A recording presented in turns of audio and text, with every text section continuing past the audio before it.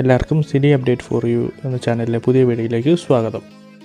ഇന്ന് നമ്മൾ പറയാൻ പോകുന്നത് ഒഫീഷ്യലായി OTT ഡേറ്റ് തീരുമാനിച്ച സിനിമകളെ പറ്റിയാണ്. പണി ജോജു ജോർജ് സംവിധാനം ചെയ്ത് അഭിനയിച്ച പണി തിയേറ്ററിൽ ഒരു വൻ വിജയമായിരുന്നു.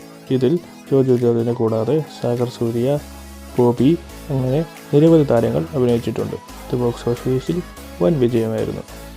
പണി ജനുവരി 16 സോണി ലൈവ് വഴി പുറത്തിറങ്ങുമെന്ന് ഒഫീഷ്യലായി കൺഫർമേഷൻ ലഭിച്ചിട്ടുണ്ട്.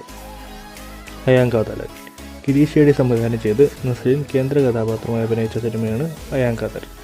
പ്രേമലുവിന് ശേഷം ഇവരുടെ കോംബോ വീണ്ടും ഒന്നിച്ച ചിത്രമാണ് അയാങ്കാതലൻ. കഴിഞ്ഞ ദിവസമാണ് മനോരമ മാക്സ് വഴിയാണ് ചിത്രം OTT റിലീസ് ഡേറ്റ് പ്രഖ്യാപിച്ചത്. ചിത്രം ബോക്സ് ഓഫീസിൽ ഒരു ആവറേജ് പെർഫോമൻസാണ് കാഴ്ചവെച്ചിരുന്നത്. ഈ ചിത്രം ജനുവരി 17 മുതൽ OTTയിൽ റിലീസ് ചെയ്യുന്നതാണ്.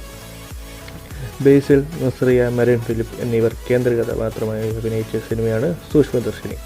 ഇത് ബോക്സ് ഓഫീസിൽ ഒരു വൻ വിജയം ലഭിച്ച സിനിമയായിരുന്നു. ഒരു ത്രില്ലർ സ്വഭാവത്തിൽ പെട്ടൊരു സിനിമയാണ്. ഇതിൻ്റെ OTT ഡേറ്റ് കഴിഞ്ഞ ദിവസമാണ് പ്രഖ്യാപിച്ചത്.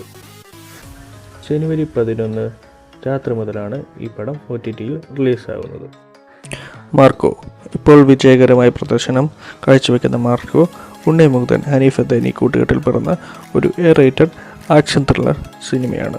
മാർക്കോ നെറ്റ്ഫ്ലിക്സ് വഴി പുറത്തുവിടും എന്ന് ഒരുപാട് റൂമേഴ്സ് ഉണ്ടായിരുന്നു. എന്നാൽ ഇപ്പോൾ പ്രൊഡക്ഷൻ ടീം തന്നെ ഒഫീഷ്യലായി അനൗൺസ് ചെയ്തു. അത് വെറും റൂമറാണ്. അവർ അങ്ങനെ ഒരു കോൺടാക്റ്റിലും ഏർപ്പെട്ടിട്ടില്ല. ഒഫീഷ്യലായി മാർക്കോയുടെ OTT റൈറ്റ്സ് ഇതുവരെ ആർക്കും വിറ്റുപോയിട്ടില്ല എന്നാണ് അവർ പറയുന്നത്. നിങ്ങൾ ഈ സിനിമയുടെ OTT ഡേറ്റിന് വേണ്ടിയാണ് വെയിറ്റ് ചെയ്തതെന്ന് കമൻറ്റിൽ പറയൂ. ആ സിനിമയെക്കുറിച്ചുള്ള വീഡിയോ ഉടനെ ചെയ്യുന്നതാണ്. Thank you for watching this video.